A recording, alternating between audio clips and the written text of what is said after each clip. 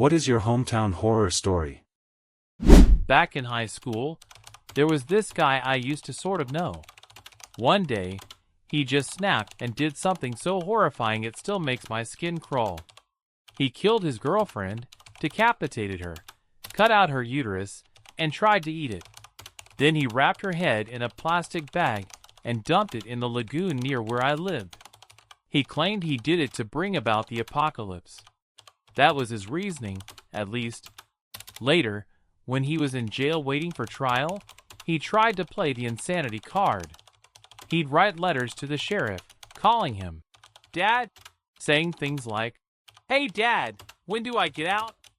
It was so bizarre. I remember during his trial, I was in a transport van heading back to jail myself. I was locked up for possession of pills. Clean for years now, thankfully. He was in the same van and started asking me about the rehab program I was being sent to because he'd overheard my sentence being read out. It was beyond creepy having him casually strike up a conversation, like we were old friends or something. Thank God they had him shackled and kept far away from everyone else, especially the women. Still gives me chills just thinking about it. When I was a kid, I often heard a disturbing story about a girl who committed a horrific crime. Rumors circulated that she had killed her parents and attempted to burn their bodies in the garage. I didn't take the story seriously until my mom pointed out the house where it happened and confirmed the rumors. In high school, one of our teachers shared more details. He was the only person in the area with a decent camera, so he was tasked with photographing the crime scene. However, it was so cold that his camera froze. The local sheriff asked him to pretend he had taken a few shots while the state police were there, and then he took the real photos later when it warmed up. According to the teacher, the girl and her sister had been subjected to abuse by their father, and their mother had allowed it to happen. One night, the girl killed them with scissors and took them to the garage. She tried to cover her tracks by setting them on fire, but all she had was perfume, and she only managed to burn some of their clothes. I tried to find more information about this story online, but I couldn't confirm many of the details. However, I learned that the girl was sent to a psychiatric hospital, where she experienced another tragedy. Eventually, she was acquitted due to temporary insanity and was released after several years. When I was younger, a sophomore from my sister's high school went missing. Her mom had been in a toxic relationship with an abusive boyfriend, but they were planning to leave him, file for divorce, and move down south to start fresh. It seemed like they were so close to getting away. The girl didn't show up to school for a few days, and her classmates assumed she was just sick. I'm sure her friends must have tried texting her, but I don't know those details. What I do know is that everything unraveled when a neighbor noticed a horrible smell coming from their house and called the police. When the cops arrived, they found the girl and her mom brutally murdered, their bodies left to rot. The weapon? A hammer. The boyfriend was the one who did it. He killed them both in cold blood and just left them there like garbage. The thought that haunts me the most is wondering who he killed first and who had to witness the other being beaten to death with a hammer. It's sickening.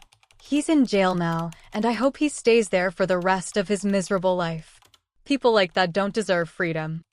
In the decade I've lived in this quiet southern town, there have been 2 murders that shook the community and made headlines. Both were horrifying in their own way, and the details still linger with me. The first was about a young mom, just 22 years old, who worked as a manager at our local fast food joint. She had 2 little kids and seemed to be doing her best to build a life for them. One day, she went missing, and for weeks no one knew what happened. Eventually, her body was discovered by 2 locals, one of them a friend of mine from high school, stuffed into a trash can floating in the lake. The investigation revealed that her husband was having an affair and wanted to marry his mistress, but didn't want to risk losing custody of his kids in a divorce. So, instead of leaving like a normal person, he killed her. The thought of someone so young being taken like that, especially by someone she trusted, is just sickening. The second murder was even more gruesome. It started when police found pieces of a man's dismembered body scattered across a wooded area outside town. They never recovered his head, or at least that's what the rumors say. 2 men were arrested for the crime, and one of them turned out to be someone I vaguely knew. He used to hit on me when I worked at a grocery store bakery. He was hard to forget, not just because he was creepy, but because he was enormous, easily over 450 pounds. What really gets me about this case is imagining how brutal it must have been. The police never released all the details, but from what I've heard, it wasn't quick or clean. The guy they killed supposedly owed them money or had crossed them somehow, and they decided to make an example out of him in the most violent way possible. Both cases left scars on this town.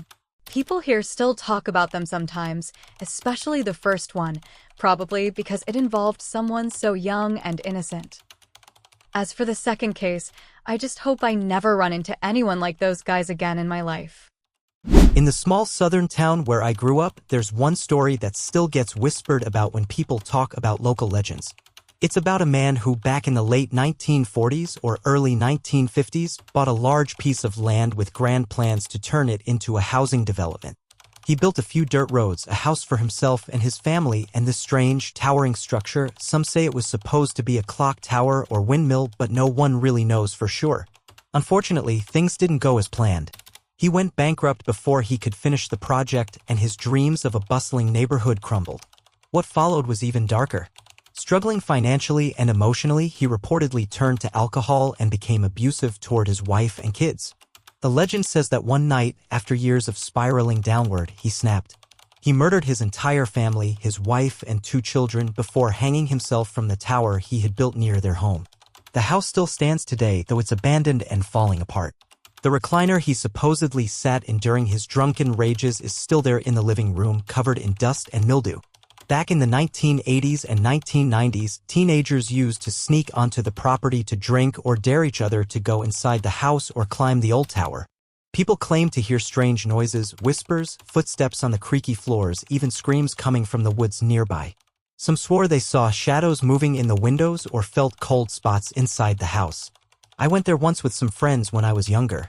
We didn't stay long because the place gave off such an eerie vibe. The air felt heavy, like something terrible had happened there and never left. I remember standing outside the tower and looking up at it. It was rusted and crumbling, but you could still see where someone had tied a rope around one of the beams at the top. The city owns the land now, and they patrol it regularly to keep people out. But every so often, someone sneaks back there looking for a thrill or proof of ghosts. Honestly, I didn't believe in any of that stuff until I went myself. The place has this energy that's hard to explain. It's like it remembers everything that happened there. If you ever visit this town and ask around about the crazy man's tower, someone will know what you're talking about. But don't expect anyone to go with you, they'll just tell you to stay far away from it. When I was in 7th grade, a devastating story shook our community.